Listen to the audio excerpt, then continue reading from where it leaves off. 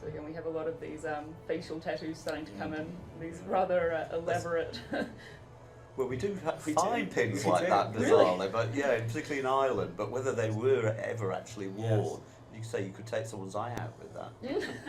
Yes, don't turn around too quickly. And again, we see this guy wearing quite an interesting looking helmet. I know that's certainly the sort of popular memory of Vikings that they have the horns, and we all know that that's not the case. But whether this would be we have examples like that from Sweden, and from before the Viking Age as well. Really. Yeah, there's sort of Vendel period, don't they, in Velsgard, but there's ones exactly like that, probably going into the Viking period, and we see them in the Bayer Tapestry as well, the sort of Norman helmets and the direct descendants. Of those. So, we think that the eyes would have been exposed, but the nose and the cheeks protected and the ears protected by that. We don't have huge numbers of them. We tend to find them in burials and places like that. So they're quite how common they were. We can't tell. Presumably, people are using some sort of head protection, but quite how many people get access to those head protections. The ones we tend to find are the very elaborate ones. So something like that would have been curated. I mean, could we have any evidence of that, of people keeping weapons and armour and things for quite a long time? Lots of repairs, particularly the helmet that was found in York had been repaired several times. And the things like swords and weaponry get given names in the sagas as well, which is probably quite telling. That they're almost kind of personified or given a sort of animal characteristic. So in this part we have to make a decision as to whether there's a bunch of driftwood that's blocked our path, and whether we will drive our ships directly into them, whether we'll stop and start to cut these things down, or whether we'll actually pick the boats up and carry them around. And when I was playing this, someone asked on the stream, would they actually have done this? Would they have taken the boats overland by foot? Yes, we have a number of sites that we believe, and experimental work has shown that it's possible. That the quickest route is often, rather than going a long way around, is to pick your boat up and take it to the next. Particularly in the trade in Russia, there's been studies showing that the sort of portage was used quite a lot. There are a number of place names that we think refer to portage places and portage sites as well, so that it is certainly an option. They weren't averse to cutting canals either, though. You do what you need to get around or through an area, I think.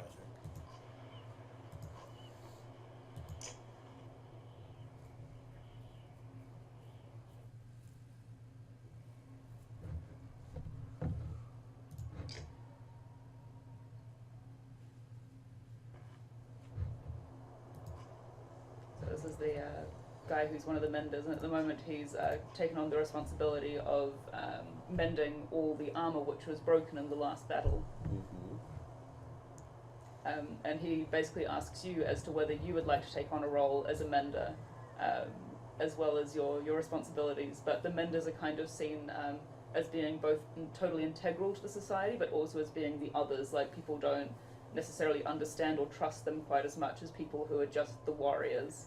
And I was wondering whether we see that kind of division between the people who were took on more ritual responsibility, whether they were an integral part of the society and part of general life, or whether they were in a specific kind of area of society.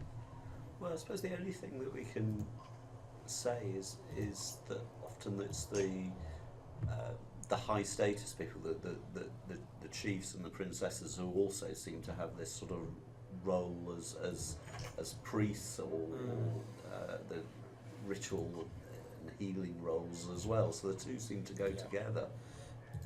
And there is also stories about the Sami, the people who live in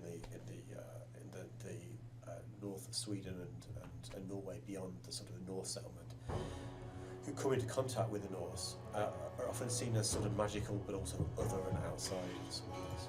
And then people like blacksmiths, who might be situated on the edge of settlements for practical reasons, or who might be there because what they're doing is somehow magical and weird.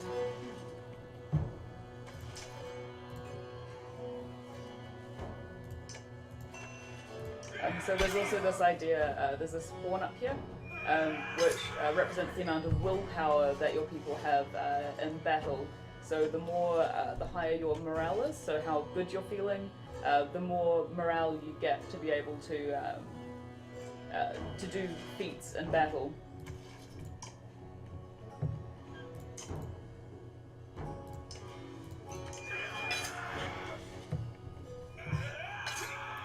That giant's got musical instruments attached to it. This is like the Bronze Age lure, isn't it? Yeah. Very much.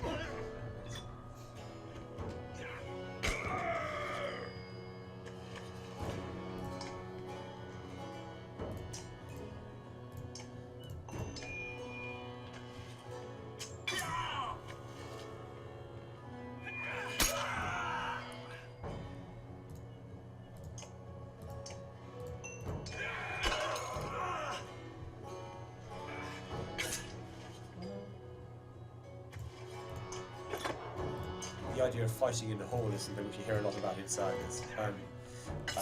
Not in quite a staged way as there's normally it's one side is aware that it's happening and the other side isn't. Yes.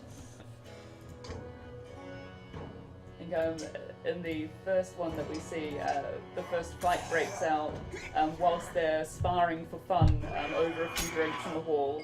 And they all think it's a great deal of fun until war actually breaks out, and they're like, "Oh goodness, we're all a bit drunk for this." Yeah. Yeah.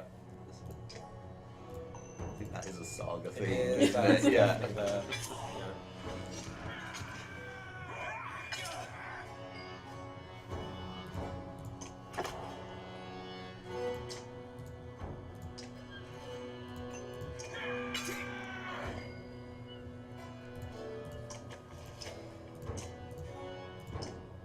And the other thing is because of the hall being this kind of central sort of symbol for the whole sort of the thing that holds the society together, it can become something which is actually subject to attack itself. So you see stories of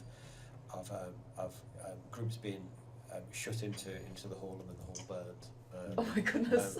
And that's about destroying the symbol of the place as well as its inhabitants.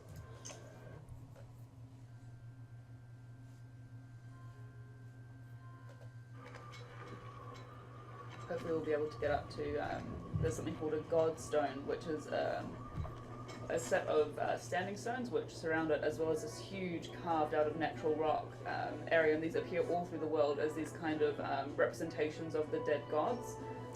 And people kind of sit there and give offerings in an attempt to bring them back, or attempt to appeal to their favours. I was wondering if you could speak a little bit about the kind of roles of the gods in the time, and whether we'd expect to see these sort of runic inscriptions or these big ritual areas. Well, there's a reference from Adam of Bremen to a famous reference to a temple at Uppsala, and that's been much debated as to whether it was a physical building or whether it was more an open space where sacrifice took place. There are some buildings that we think were temples, and there are certainly natural stones that are also carved with runes that you find in Scandinavia, as well as the erected stones. And probably, natural places would have been quite important, I think, and obviously they're quite difficult to find archaeologically. But our understanding of the sort of Norse sort of worldview and religion is it has to be quite complicated. It's not just to think about the gods that we know of from the mythology. It's a much more sort of wider, more cosmologically complicated world than that. So Yeah, there are all sorts of different categories of beings. Yeah. Yes. And so you go up a mountain and the mountain does something weird. So there are trolls there, Yeah. giants there, and that you can see how that can lead to certain places having being venerated or being feared. Really. There are examples that there's a famous tree, isn't there, which is seems to have been laden with offerings, which was excavated, but it's a kind of a very sort of unusual example. Most of those kind of places are going to be archaeologically invisible, I think. Yeah, we have a lot of examples in this world of in places which are important, the trees get ripped up and buried the opposite way around with their roots in the air, which seems to tie in with when the gods fall from the world, they go through and actually do this sort of ritualization of turning everything upside down as well. And again, I wasn't sure if that was actually a tie-in or it was just something which they actually built into the archaeology of this mythical world. But I thought it was an interesting example of kind of a reaction to mythology and putting it into the real world as a recognisable aspect of it. Maybe that's something that's been borrowed from other archaeology, because there is a prehistoric site off the east coast of England where a tree was buried upside down with its roots in the air, so been told to see end.